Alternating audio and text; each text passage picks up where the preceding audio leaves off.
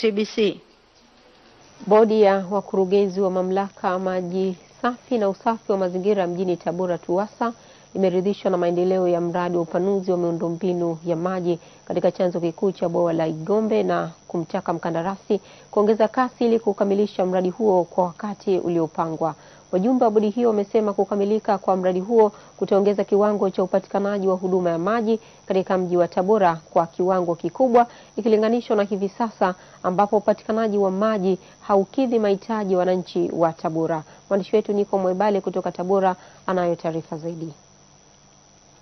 Wakurugenzi hao wametembelea bwawa la Igombe mara ambapo kunafanyika mradi wa upanuzi wa miundombinu ya maji kwa ajili ya mji wa Tabora. Mhandisi mkazi wa mradi huo, Razaro Gushu, amesema mkandarasi wa mradi huo, kampuni ya CCC kutoka nchini China, yupo nyuma ya muda na ameomba aongezewe muda wa miezi 3 ili akamilishe kazi hiyo. Ilikuwa amalize tarehe 15 mwezi wa 10. Ile extension of time aliyopewa mpaka tarehe 15. Lakini sasa tunapoona hawezi kumaliza. Ila amesubmit revise program yake kwa ajili ya kumaliza outstanding works. Amesema by mid of January anahitaji miezi 3. Of course hatujai approve, lakini ndio proposal yake. Tulimwambia of course awe atengeze realistic program. Wakati mwingine unaweza squeeze ndio tuna mradi unakuwa.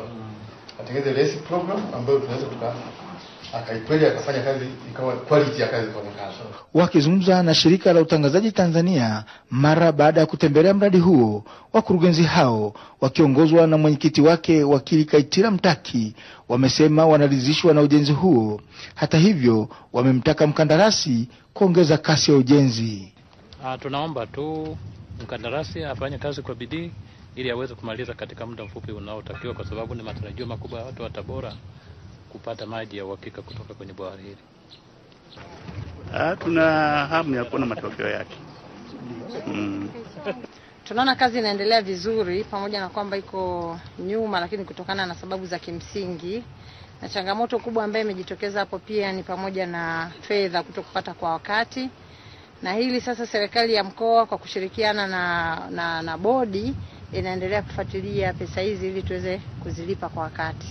Kaimu mkurugenzi mtendaji wa mamlaka ya maji safi na usafi wa mazingira mjini Tabora, Biswaro Bernard, amesema mradi huo ukikamilika utaongeza kiwango cha maji kutoka lita milioni 15 wanazozalisha hivi sasa hadi kufikia lita milioni 30 kwa siku.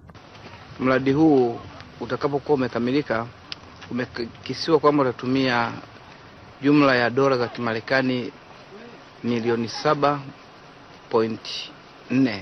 Mradi huu kwa sasa umeshatumia fedha halisia kwa 57%.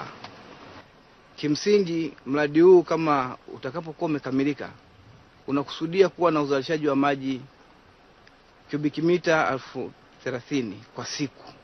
Na ukiangalia mahitaji ya mji kwa sasa ni kubiki mita 23,000 kwa siku. Kutoka Tabora ni mimi Niko Mwebale wa TBC.